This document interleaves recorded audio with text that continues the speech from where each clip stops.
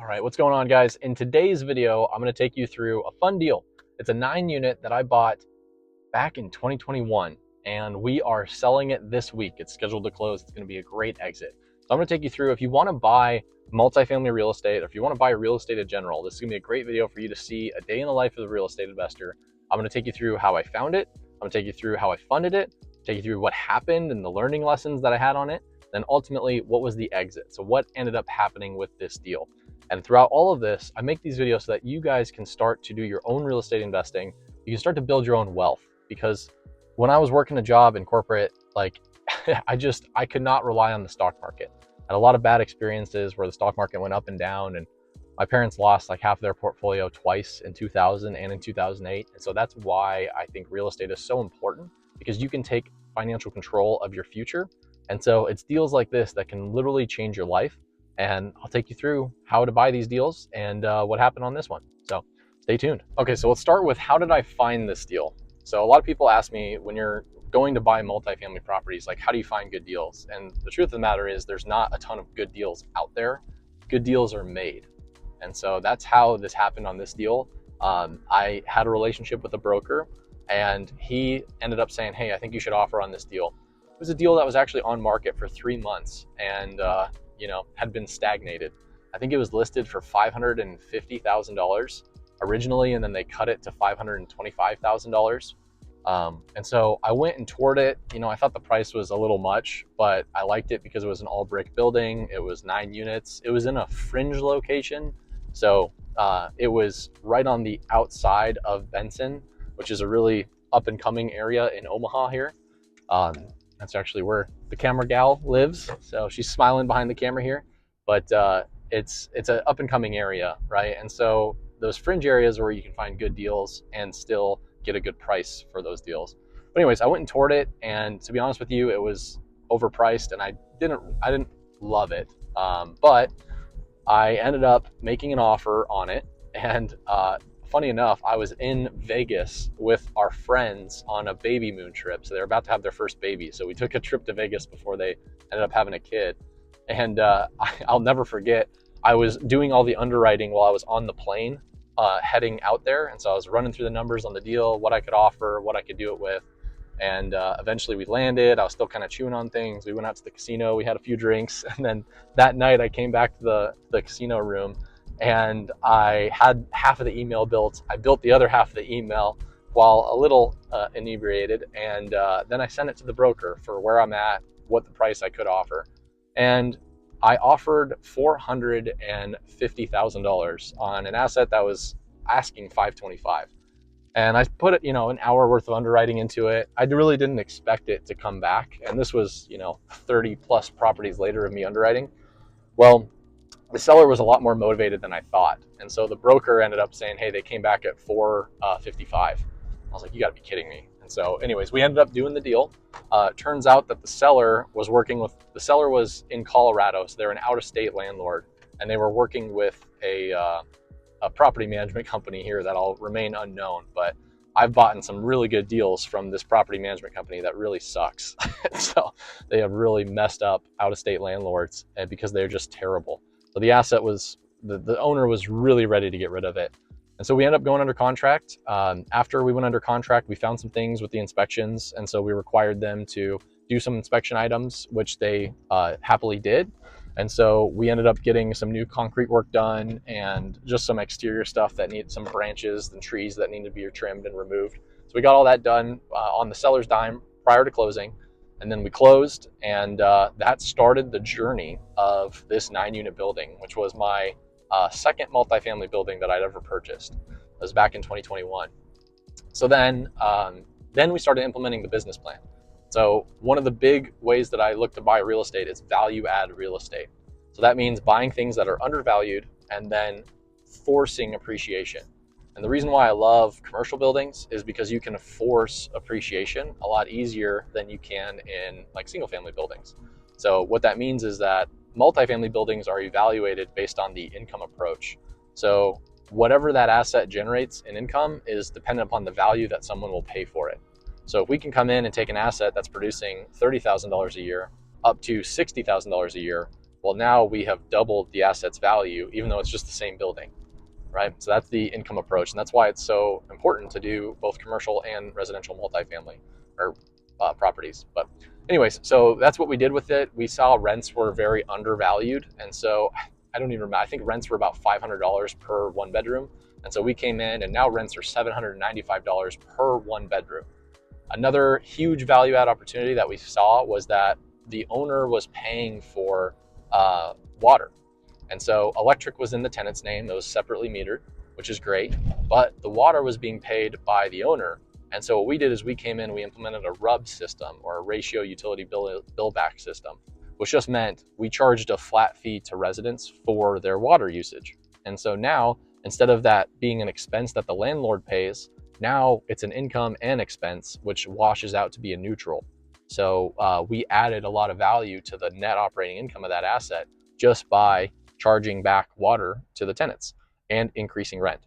And so those were what we did to the asset to make it worth a lot more. Currently, it's under contract to close here in 2 days for $720,000.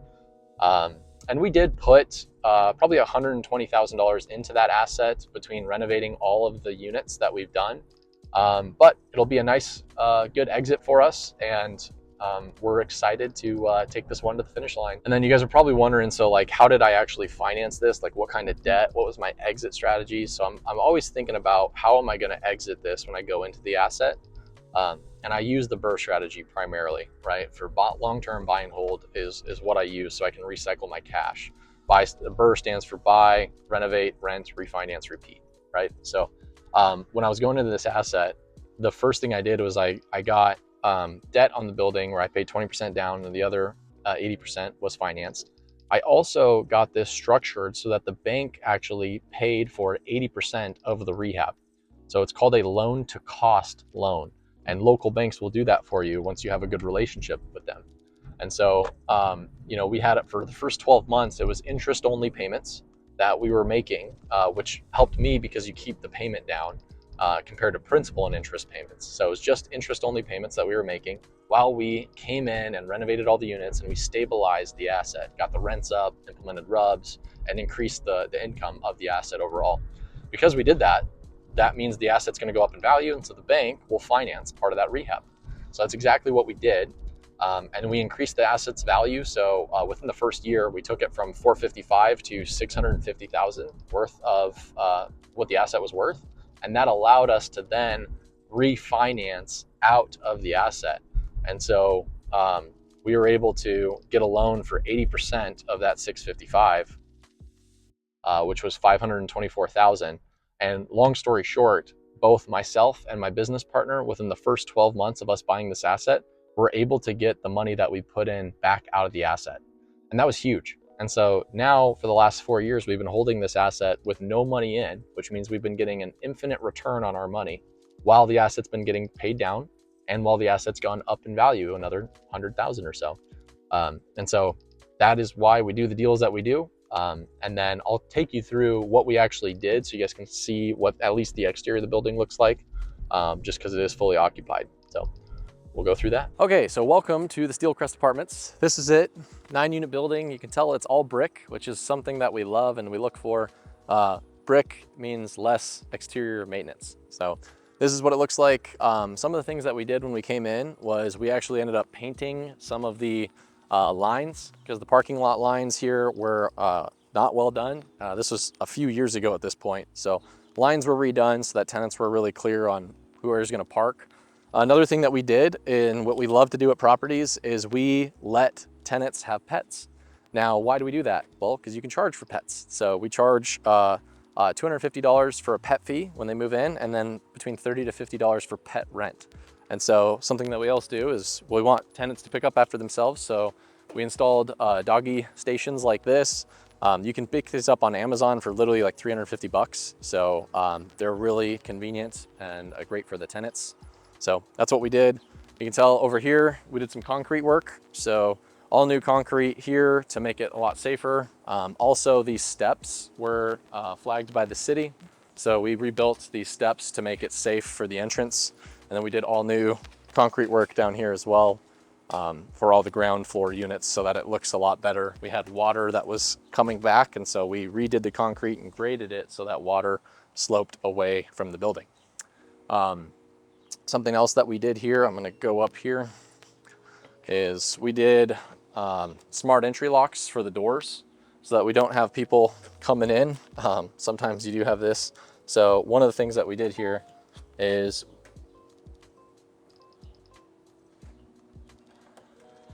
actually put an electric lock on this. And so that actually makes it so that it closes and locks. That helps if you have any homeless people coming in or any riffraff to not let them come in.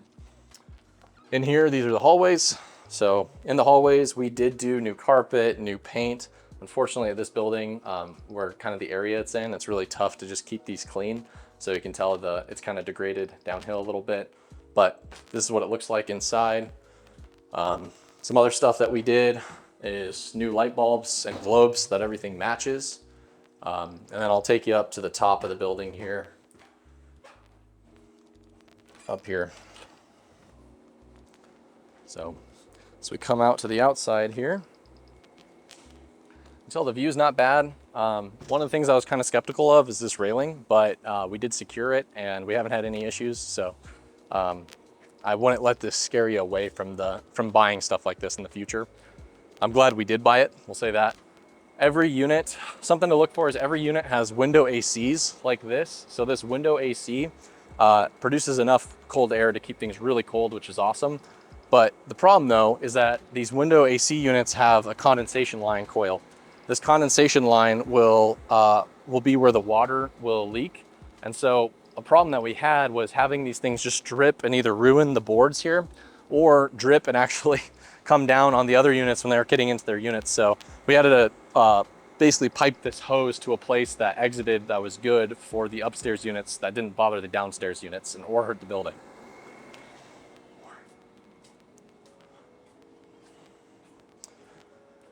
And then we'll take you on the go around here. This is the other side of the building here. We actually had a tornado here. Thankfully the tornado didn't come like right through here in Nebraska, but we did have like high winds, 80 to 90 mile an hour winds that knocked down this fence over here. So we rebuilt the entire fence over here. And actually, funny enough, I know the guy that owns that home, and so he didn't split it with me because it was on my property. I tried to get him to, but didn't quite make it. Other than that, another thing to look for, especially on the outside of the building, is grading. And so one of the issues, really the only big issue that we had at this property, and you can tell the other owner tried to fix this, is water from the top, and then where does that water go? And so you can see the previous owner, what they did is they increased the grade of this building so that the water slopes away. And then you can see how there's a seam here that was cut. Well, the increase of the grade wasn't doing it. So then before we bought it, what they did is they cut this entire seam and they put a piece of drain tile in. So it's a black perforated pipe. They put that in here all the way along so that when the water goes down into that pipe, it actually plumbs it all the way over to a sump pump here. And so all that rainwater, it feeds into that pipe. That pipe then takes it into this sump pit over here. And then this sump pit actually has a pump in it and pumps the water out. So all that water goes into this big pit. And instead of that water going into the basement units, now it goes into this pit. This pit's got a pump in there that then pumps the water and shoots it all the way out there. So it's stuff like this for grading. It's also crucial. If you don't know this stuff, that's why it's important that you follow people that do. I ended up working for a basement waterproofing company for 3.5 years and foundation company, where I learned a lot about foundations, waterproofing, egress windows, radon, concrete, stuff like that, which has helped in the real estate investing journey reduce risk. Warren Buffett talks about it, right? Investing in things that you don't know is risky.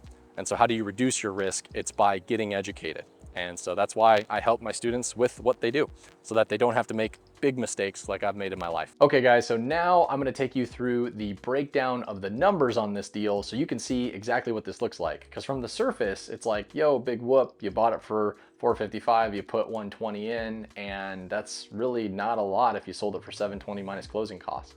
But in actuality, I actually came out pretty good on this deal, and it's because it took over the course of 4 years.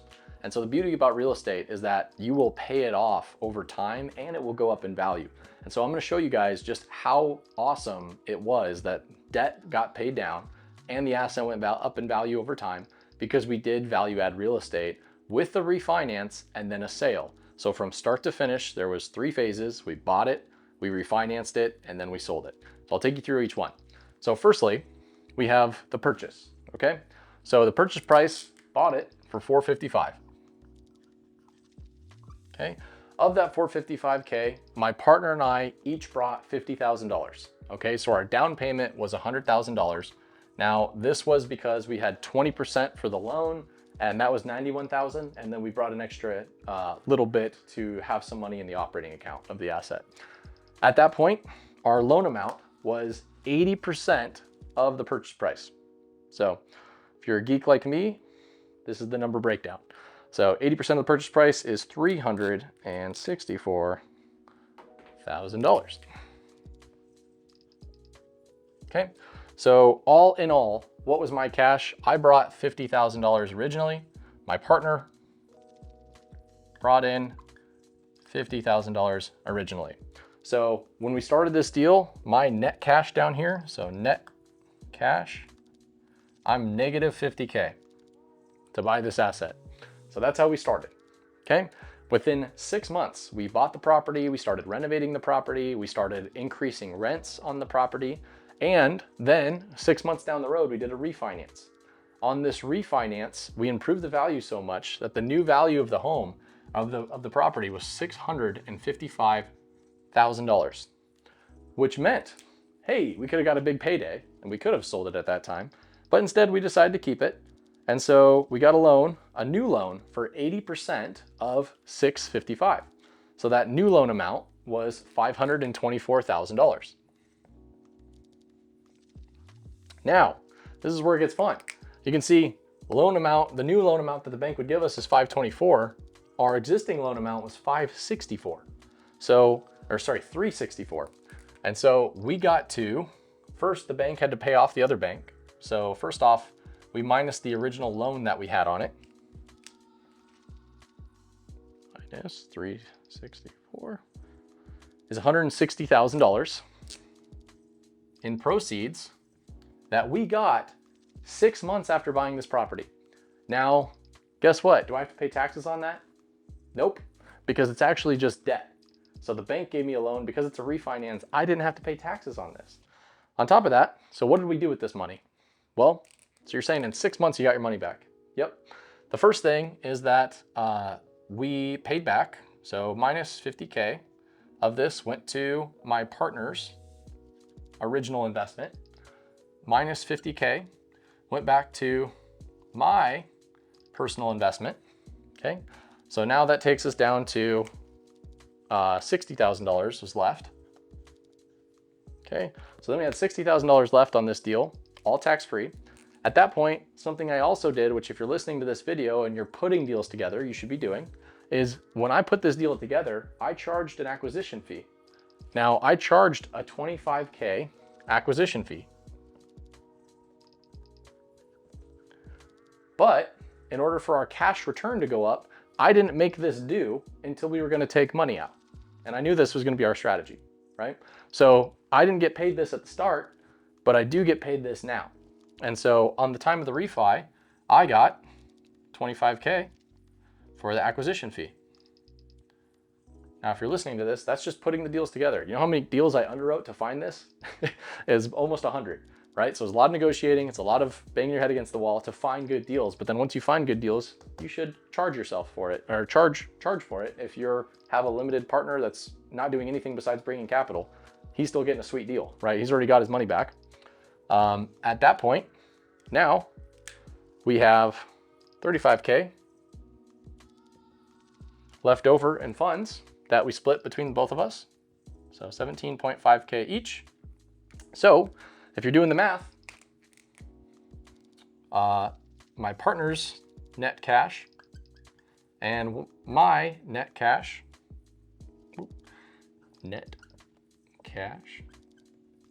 So my partner, he invested 50, he got his 50 back, and then he also got plus 17.5. And so literally he is plus 17.5K, and he owns this asset that's worth 655 with a loan for 525. And he did nothing besides give me money. Pretty good deal for him, right? And then if you're looking at my net cash, so I invested 50, I got my 50 back, and then I got paid $25,000 for the acquisition fee. So I am net zero at this point. Now I'm plus 25 for the acquisition fee, and I'm plus 17.5K for the remaining partner split that we had. So what is that? 42.5K. So I'm plus 42.5K.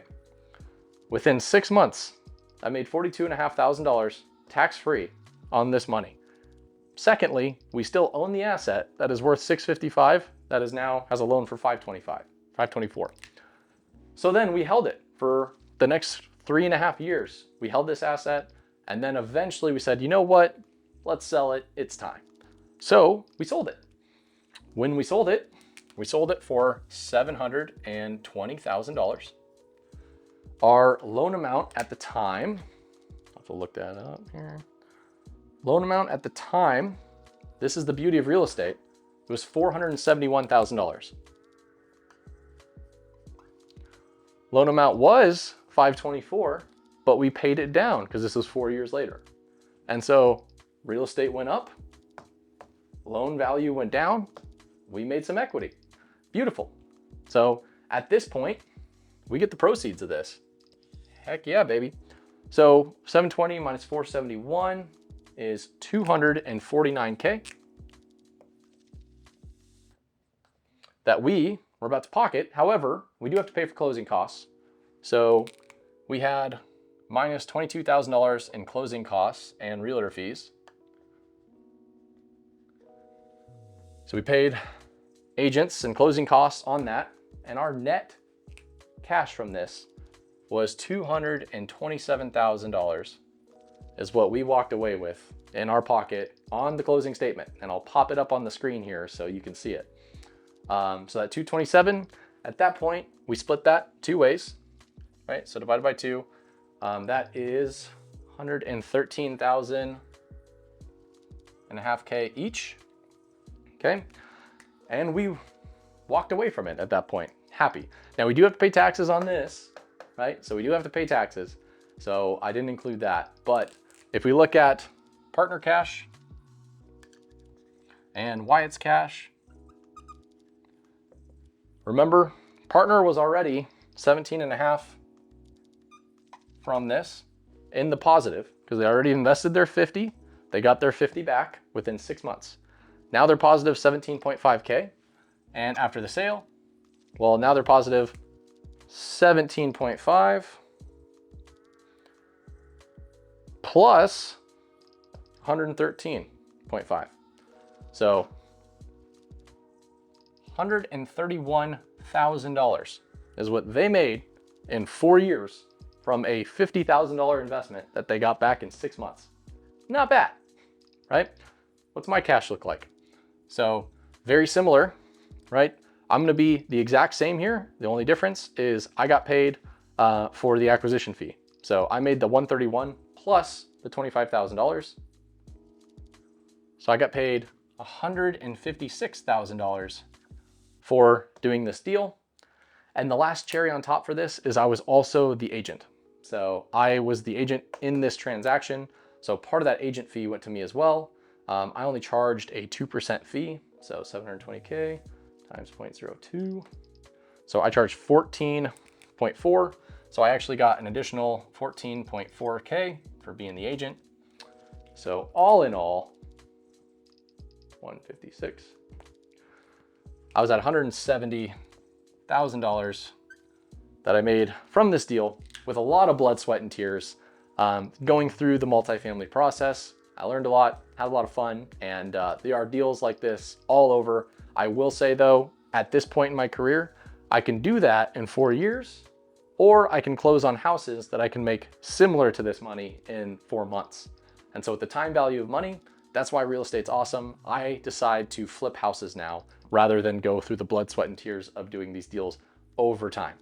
Now you guys can choose. Let me know what makes more sense to you, and I'll keep making videos like this for you. Cool, so if you guys like this video, first off, give me a like. I put a lot of time into these videos so that you guys can learn and do exactly what you wanna do if you wanna copy me. Secondly, if you liked this video, then I'm just letting you know this strategy worked great in 2021 to 2023. However, this refinance phase doesn't really work as well when interest rates are as high as they are right now. So this strategy, while it worked for me, may not work for you. And that's where I've made a video that I'm gonna put in the description. If you want to restart and you were restarting from zero today, I made a video for exactly what I would do for how I would get from zero to how I did over 1.4 million last year. And so if you wanna see how to do that, click this video. It'll go over exactly how I'd restart if I was starting from ground zero right now. With that, God bless. I'll see you in the next one.